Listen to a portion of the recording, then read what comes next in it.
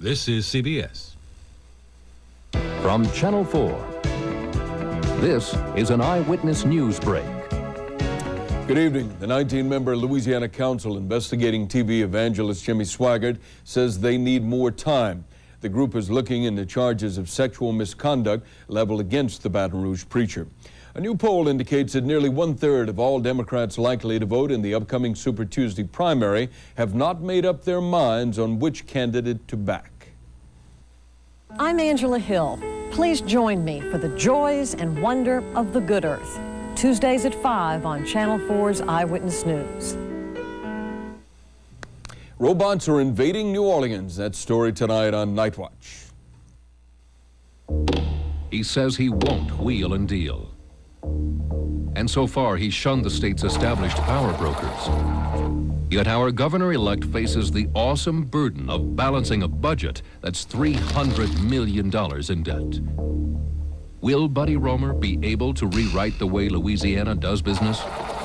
Join Mike Longman for a special report. Watch Louisiana's New Deal, beginning tonight at 10 on Channel 4's Eyewitness News.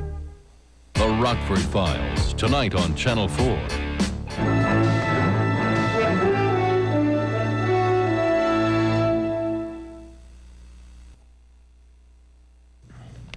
Coming up on Eyewitness News Night Watch, day one of the City Council's probe into alleged illegal sales tax collections. A zoning change near Lakeview could put a supermarket in someone's backyard. And Louisiana's New Deal, the Roemer Revolution gears up for the governor's mansion. Eyewitness News is next. WWL-TV Channel 4, New Orleans. Garland Robinette, Angela Hill, Jem Henderson, and meteorologist Dave Barnes. Louisiana's news leader, Channel 4's Eyewitness News Night Watch.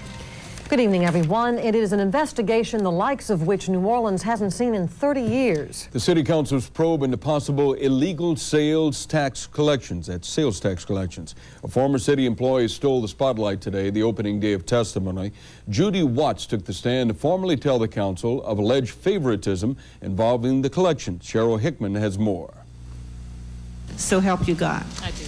In her first public testimony, whistleblower Judy Watts accused Finance Director Paul Mitchell, Chief Administrative Officer Kurt Steiner, and other officials of failing to collect thousands of dollars in sales taxes from Georgie Porges. When it came up for discussion at the next meeting, Mr. Mitchell said he wished he could close them, but Mr. Steiner wouldn't allow it. The Nexus nightclub. Mr. Mitchell said to us to leave Noah alone. He'll pay another way. And other businesses. She told council members the Finance Department policy was unwritten but very clear. Whenever you see cases such as this, whereby we are not making them pay, it's the result of politics that comes from upstairs. Watts' public criticism of Finance Department procedures reportedly led to her dismissal last year. Officials are still disputing her allegations. That's an absolute fabrication. I never said that. I will wait for my day at the table to dispute that. Who in fact initiated the collection efforts against Nexus? Paul Mitchell. Who in fact initiated any of the collection efforts against any one of those taxpayers? Paul Mitchell. Watts' charges of favoritism in the collection of city sales taxes were a major factor in sparking various investigations of the Finance Department. In those investigations, some businessmen were indicted and the Finance Department was cleared. But rumors of wrongdoing persist. This unusual council public hearing, the first of its kind in more than 30 years, was called to finally publicly ventilate this issue. A full disclosure of the facts. Judy Watts will be back on the stand Tuesday morning, but authorities say they don't expect to hear anything new. Meanwhile, the city officials she has accused are waiting to finally tell their side of the story. Cheryl Hickman, Eyewitness News, Night Watch. Tomorrow's hearing is scheduled to begin at 10 o'clock. The council says it will probably take most of the week to get through all the testimony. It will be at least another day before we know what's to become of TV evangelist Jimmy Swaggart. The 19-member council investigating Swaggart's alleged sexual misconduct say they need more time to review the case. Amid tight security today, Swaggart arrived in Alexandria to appear before the elders of the Assembly of God Church. It was during a tearful address yesterday that Swaggart stepped away from his ministry, admitting to his family and congregation that he had sinned. One of those taking part in the investigation says the charges against Swaggart involve more than one isolated incident. Sexual misconduct over a period of years that he tried through prayer and fasting and everything he could do to lick, and it beat him.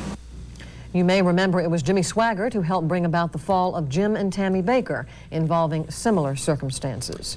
A gray economic picture is being painted over New Orleans this evening. A new survey from the University of New Orleans claims the city has seen the worst of its recent economic nosedive, but adds recovery may be delayed. Professors conducting the survey say busy city businesses are not likely to see any improvements for the next 6 months. We do not see any employment growth in the New Orleans metropolitan area. The survey did show the city's biggest promise for growth lay in the tourist industry. And while the tourist industry may show some promise, the oil prices are painting a little bit bleaker picture for the state. The world oil prices continue to drop, with many analysts saying that the prices could fall by up to $2 a barrel within the next few weeks. That means Louisiana could lose up to $100 million in state revenues. Currently, oil prices average about $16 a barrel, but the chairman of the New Orleans-based Freeport-McMoran company says it's impossible to predict where prices are headed.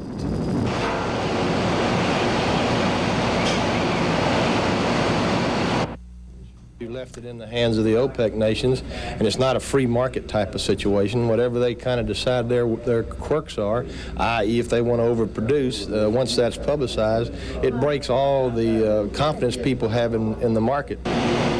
Moffitt says an oil import fee is needed to boost the price of foreign oil and stabilize the domestic industry. Many Lakeview residents are getting ready to fight a battle they thought was long over, a battle over the neutral grounds on West End and Pontchartrain Boulevards. As Janet Gross reports, neighbors fear that a proposed zoning change there could bring a grocery store a little too close for comfort. Young adults gather in the area, buy wine, alcoholic beverages from the supermarkets and the drugstore in the area, then they stay there and have a good time. Joyce Brown is afraid that will be the new view from her home if the zoning change goes through. A change for this piece of land bordered by Robert E. Lee, West End, and Pontchartrain Boulevard. The property was part of a land swap deal several years ago. The city traded this piece of the neutral ground for a larger, privately owned piece on the opposite side of the civil defense shelter. The original plan was to build an office complex here, maybe a few small retail stores and a parking garage. Something sedate, something that wouldn't cause a lot of traffic, and something the residents said they could live with. An office, if it met the specifications of the area in the neighborhood here, would be permissible. But a supermarket, definitely no. That's the new request, to put a 60,000 square foot grocery store on the land instead of the office complex. According to city officials, there weren't any tenants ready to go when the office center was zoned, but now the developers reportedly have at least National Canal Villery interested in the property. Many residents feel like they've been had. Neighbors, the property owner, and the city took a long time to agree on the office deal, and now they say the whole thing is changing. Any landowner has a right to propose a change in the development if he thinks the market has changed, but I don't believe that the city has the obligation to approve it if it thinks it's a development that's going to have more negative consequences than the one it's already approved. The City Planning Commission will hold a public hearing on the zoning request March 1st. Then it will go to the City Council.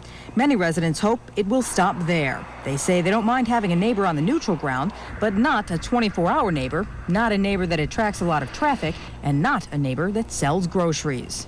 This has been a quiet, peaceful neighborhood, one of the last remaining peaceful neighborhoods in Orleans Parish. And if this is allowed, I think it really will take away from the area.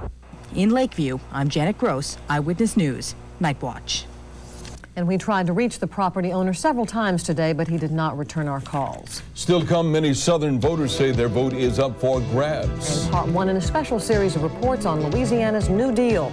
The Roma Revolution gets put into play. I'm learning, and the vision remains, and hopefully what I'm working on is the ways to implement that vision.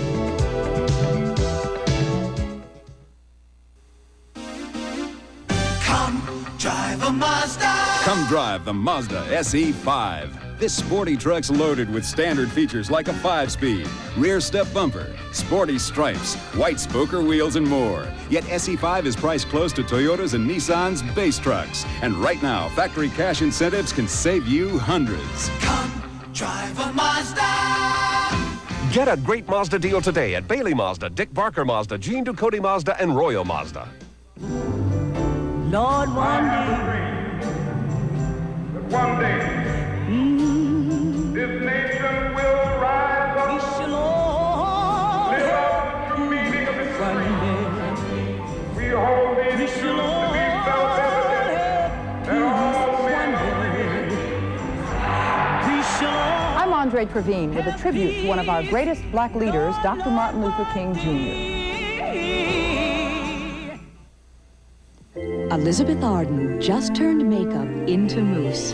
Introducing Simply Perfect Mousse Makeup. Touch it. It's so light, so airy. It glides on, blends easily, covers beautifully, looks simply perfect. Elizabeth Arden just turned makeup into Simply Perfect Mousse Makeup. At Homes, where you've got it all. A new presidential poll shows that of those Southern voters likely to take part in the March 8th Super Tuesday primary, nearly 1/3 have not made up their minds on a candidate. The new CBS New York Times poll released today shows that 27% of those likely to cast ballots in March are undecided as to which Democratic candidate to back. The winner of the New Hampshire primary, Massachusetts Governor Michael Dukakis, has the highest percentage of backers after that, with the Reverend Jesse Jackson following close behind. When it comes to the Republicans, it looks like Southern voters are collectively throwing their weight behind Vice President George Bush, who has a whopping 51% to Senator Robert Dole's 20%. One of the people trying to change Robert Dole's image in the South is his wife, former Transportation Secretary Elizabeth Dole, who is in Mississippi today. Elizabeth Dole stopped in Gulfport on a tour through several Southern states. Mrs. Dole met with reporters and constituents, hoping to bring in more support for her husband's campaign. He would freeze spending. Now, Bob Dole is running on a record, not a resume. A record of almost 12,000 votes, 27 years in the Congress of the United States, and a record that shows in issue after issue after issue, his name is stamped on the solution to that tough problem. Last week, Vice President George Bush's wife, Barbara, was in New Orleans helping with her husband's campaign. And a 4-month-old shadow government steps into the sunlight, so to speak, on March